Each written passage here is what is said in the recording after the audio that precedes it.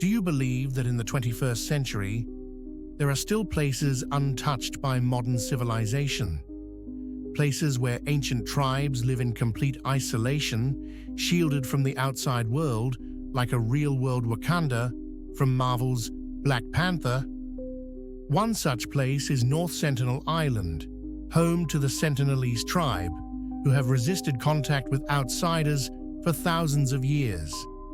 Despite strict laws protecting the island, a content creator, Mykhailo Viktorovych Polyakov, ventured there, facing dire consequences.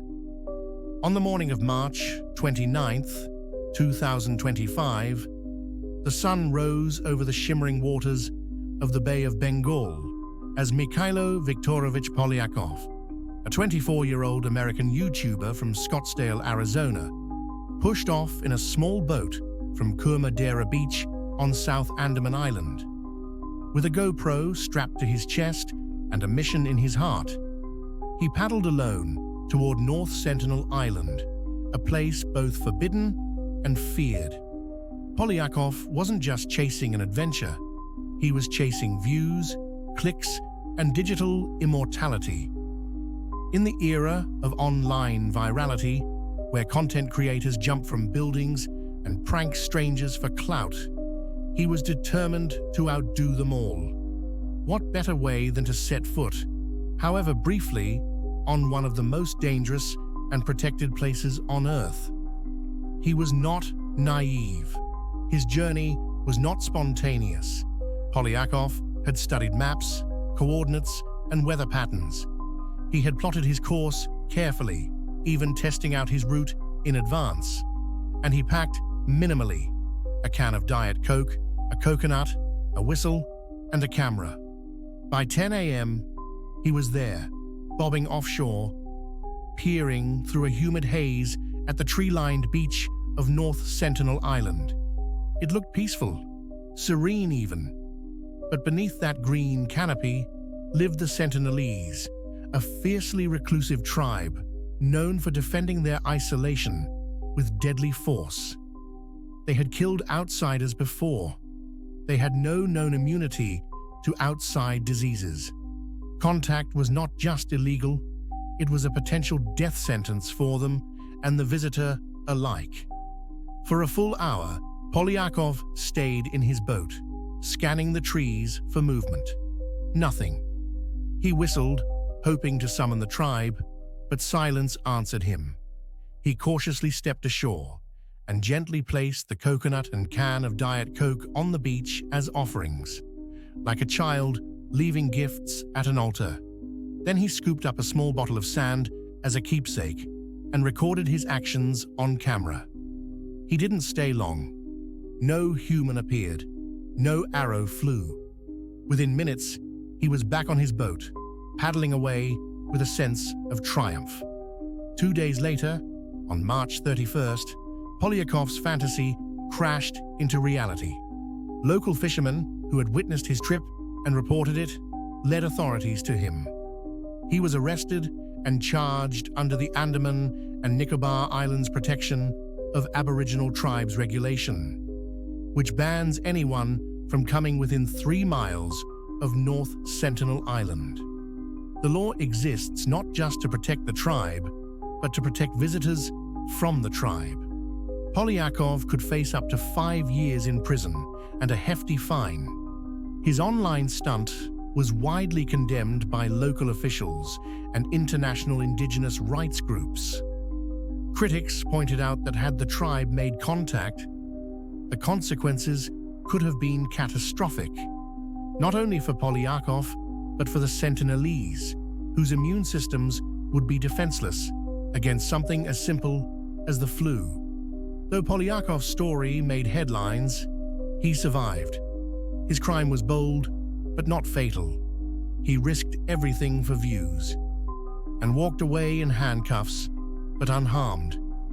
His mistake, however, echoed a far darker tale from 7 years earlier, when another outsider also ventured to the island.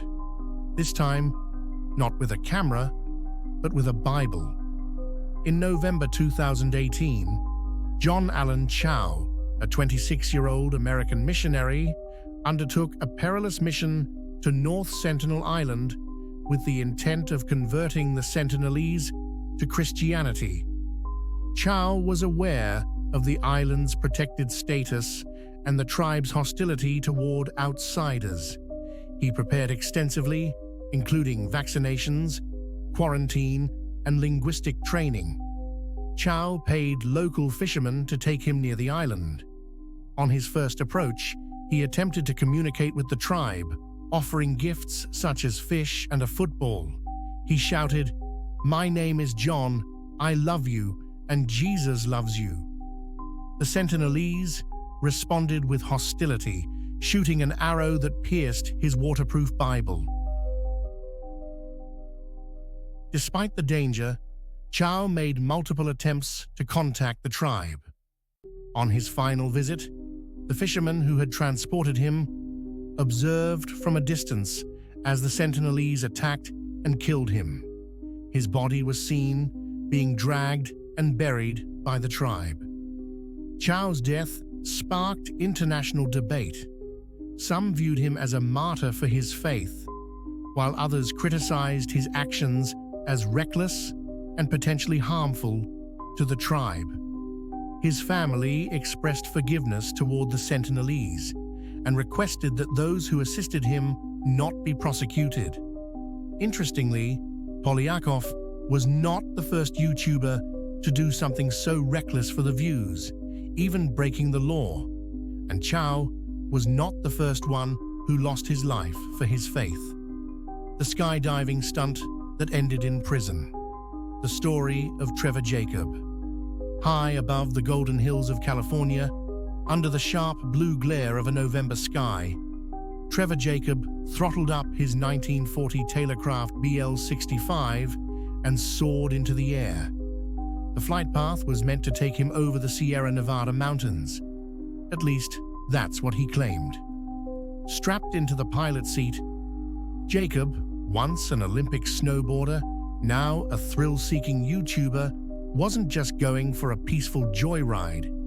He had other plans, and more importantly, he had an audience to impress. Tucked under his flight jacket was something odd for this kind of trip: a large skydiving parachute. That alone might have raised eyebrows, considering that most pilots don't wear parachutes on routine solo flights in light aircraft.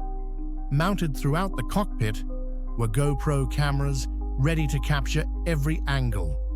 He also carried a selfie stick, and like a well-rehearsed scene, he spoke into the camera with calm enthusiasm, as if narrating his own legend in real time. Roughly 35 minutes into the flight, over the remote Los Padres National Forest, Jacob suddenly announced that his engine had failed. The video shows the propeller spinning down. He looked into the camera, uttered something about having no choice, and without making any emergency calls or attempting to glide the plane to safety, he opened the cockpit door and jumped. He parachuted safely into the forest below, landing among the rugged terrain, all the while filming himself like the main character of a wilderness survival movie. Later, he'd hike to the wreckage of his plane, retrieve his cameras, and make his way out. Not long after, he uploaded a 13-minute video titled, "I Crashed My Plane." The clip quickly went viral, racking up millions of views. It even included a sponsorship from a wallet company. But while the video thrilled viewers, it raised suspicions in the aviation world. Pilots noticed things that didn't add up. Why didn't he attempt standard emergency procedures, like trying to glide or restart the engine? Why was he wearing a parachute in the first place? And why had he brought so many cameras? Soon, the Federal Aviation Administration, FAA, and the National Transportation Safety Board, NTSB, opened investigations. As the scrutiny deepened, the stunt began to unravel. Not only had Jacob failed to report the crash properly, he had also destroyed evidence by removing and disposing of the wreckage. He later admitted to authorities that the crash was staged as part of a social media stunt. In May 2023, he pleaded guilty to obstructing a federal investigation, and in December, he was sentenced to 6 months in federal prison. What began as a quest for attention ended in infamy. Trevor Jacob became a cautionary tale about the dangerous intersection of social media, ego, and disregard for the rules of the sky. Mission at the Edge of the World. The Martyrs of Operation Auca. In the mid-1950s, 5 American missionaries, Jim Elliot, Nate Saint, Ed McCully, Peter Fleming, and Roger Udarian, embarked on a mission to evangelize the Huaorani people. To the outside world, the Huaorani were a mystery. Living deep in the Amazon, they had violently resisted all contact with outsiders. The Ecuadorian government had labeled them Aucas, a Quechua word meaning savages, a name the missionaries refused to use out of respect. But what was known of them was grim. They were fiercely territorial and had killed oil workers and other intruders with long wooden spears. Still, the 5 men believed that God's love could reach even the most unreachable. They spent months preparing for contact.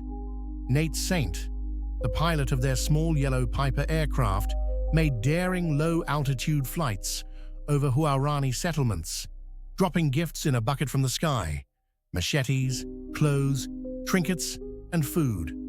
Sometimes, the Huaorani sent gifts back. To the missionaries, this felt like a breakthrough.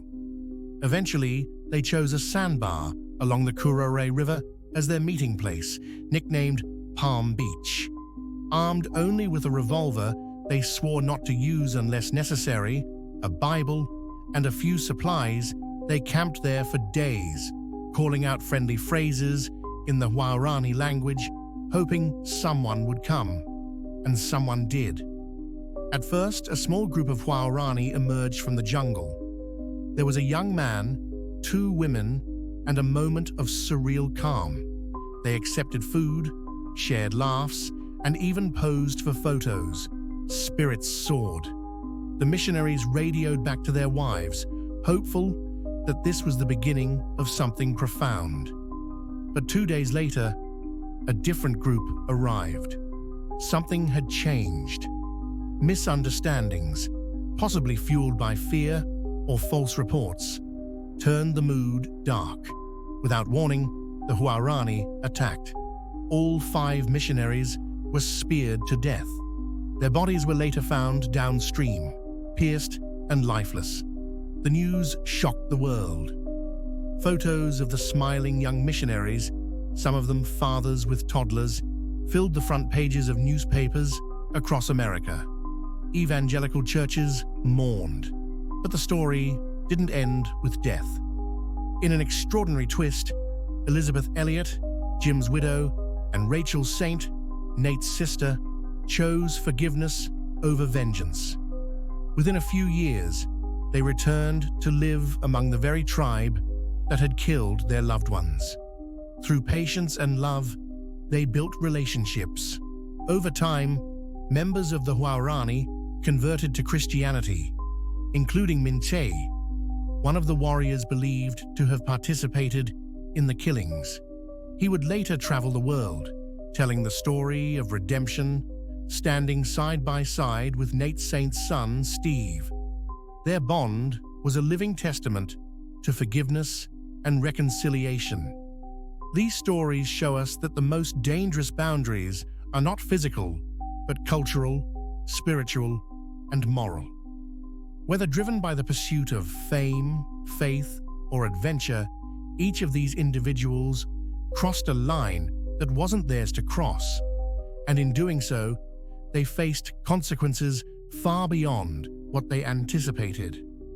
From the isolated tribes of the Andaman Islands to the uncharted depths of the Ecuadorian rainforest, These stories remind us that not all boundaries should be challenged, and that some things are better left untouched.